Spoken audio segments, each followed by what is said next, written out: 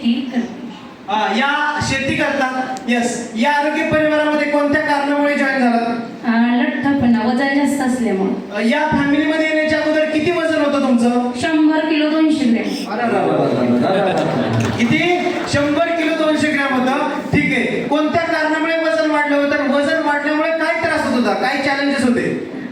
Sir मी एवढ्या छोट्या कपानं चहा पित नव्हते. एका पावशेराच्या वाटीनं चहा प्यायचे.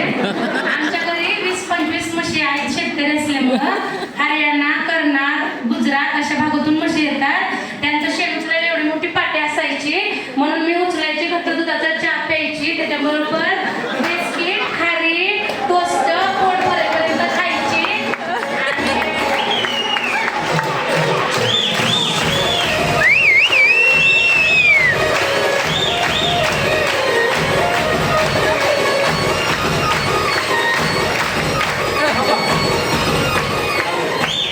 त्यांच्या घरी वेगवेगळ्या जातीच्या म्हशी आहेत म्हणे. ते एवढे मोठे शेणाची पाठी उचलतात म्हणे आणि परत दूध घटमुटची एवढा पावशेरच्या वाटी चहा पितात आणि तुम्ही काय टाळ्या वाजवताय? आणि वजन चालतं 100 किलो 200 ग्रॅम आणि तुम्ही टाळ्या वाजवताय होय? होय. बरं, ठीक आहे. ओके. येस. वाढलेल्या वजनामुळे त्रास काय काय होत होता? प्लीज असं सॉंग लावून नका. टाळी म्हणजे ते धडधड होते सारखं वाटतंय मला. कारण मी एवढ्या लोकांच्या समोर पहिल्यांदाच बोलते. 20 वर्षामध्ये म्हणजे ह्या फॅमिलीत आल्यापासूनच मी स्वतःवर प्रेम करायला लागले. म्हणजे स्वतः काय असतं ते मला माहिती नव्हतं. मी कुठं लग्नाला गावाला चालले नाही, एखाद्या म्हशीचं शेण पडलं तर मी पळत जाऊन ते ओढायचे. त्यांचं मुतारी माझ्या अंगावर पडायची. पण असं नीलपेंट लावणं, मेहंदी काढणं, परफ्यूम मारणं, एवढं छान राहणं मला माहिती नव्हतं. पण या फॅमिलीने मला स्वतःवर प्रेम करायला शिकवलं. आणि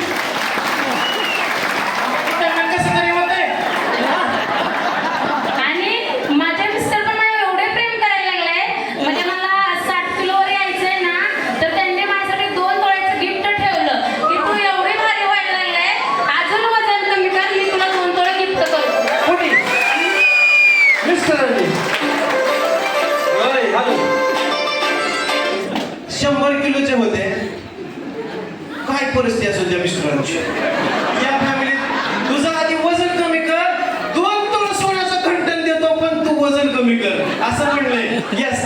किती किलो वजन कमी करायचं होतं तुम्हाला? कारण ते ना त्यांच्या हाईट प्रमाणे त्यांचं वेट आहे. त्यांना कदाचित मी सूट होत नसेल आणि ते दूध घालायला सिटीमध्ये येतात आणि तिथल्या म्हणजे त्या असं व्यवस्थित ते जोडे वगैरे बघत असतील. पण मी स्वतःला गुरातच ढकलून दिलं होतं.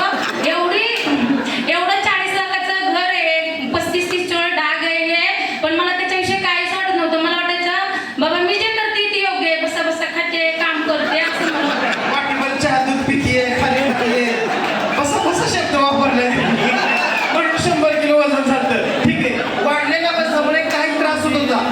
सर मला खूप स्ट्रॉंग वाटायचं. मी ट्रॅक्टर चालवायचे, गाडी चालवायचे, मला वाटायचं मला काहीच होत नाही, कारण वय थोडं असल्यामुळं का काय मला माहिती नव्हतं. पण आज मला जी फिलिंग आहे ना, ती मला माझे फ्रेंड लोक वगैरे बघतात ना. माझी बहीण तर यंग फोन झालेली आहे, ती सुद्धा ह्याच्यामध्ये आली. छोटी बहीण मला बघणार एकदम म्हणजे म्हणतात काय किती भारी दिसते तू, असं स्वतःला कसं ढकलून दिलं तर किती भारी झाले. त्यामुळे मी ह्या फॅमिलीची खरंच सकस संतुलित आहार किती टाइम घेता? 2 टाइम घेते सर. व्यायाम करता का? हो सर. खूप किती दिवसात आरोग्य फॅमिली किती दिवसापासून आहात? ह्या फॅमिलीत 2 महिन्यात माझं तेवढं भेटलं लॉस. आता चहा किती पिता? आता नाही सर, चहाकडे बघत पण पण आता काय पिता? आता ऍप्रेस पिते. फ्रेश पितात. 2 टाइम सकस संतुलित आहार घेतात आणि व्यायाम केल्यामुळे किती वजन कमी झालं? आणि सर मला खरं बोलायचं, वजन किती कमी झालं? 20 किलो. 20 किलो. 20 किलो कमी झालं. दाखवा असं करून सगळ्यांनी. किती किलो? किती किलो? घरी गेल्यावर सगळ्यांना सांगायचं ती पाठी सगळ्यांनी. सर मला खरं बोलायची सवय आहे.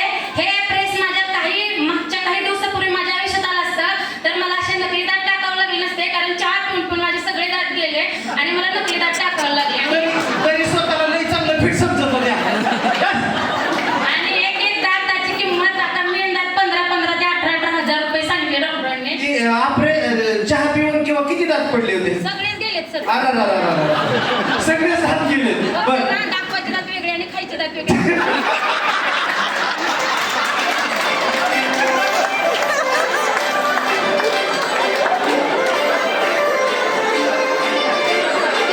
काजळ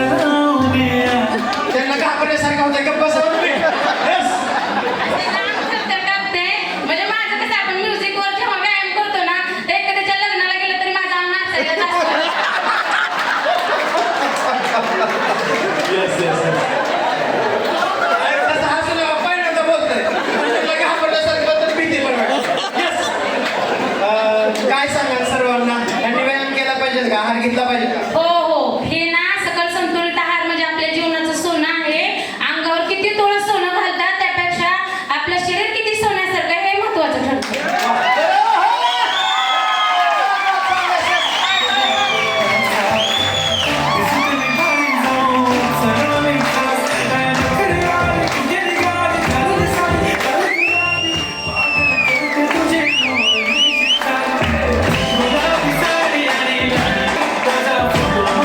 थँक्यू सो मच येस आणि सर मी म्हणजे रील्स बनवते. पहिल्यांदाच बोलताय बोलण्याची सवय नाही येस मी एक रील्स बनवली होती लाल गुलाबी साडी म्हणजे ती रील्स बनवली होती तर माझी आई झोपताना पण एकदा बघते आणि उठले उठले पण एकदा बघते.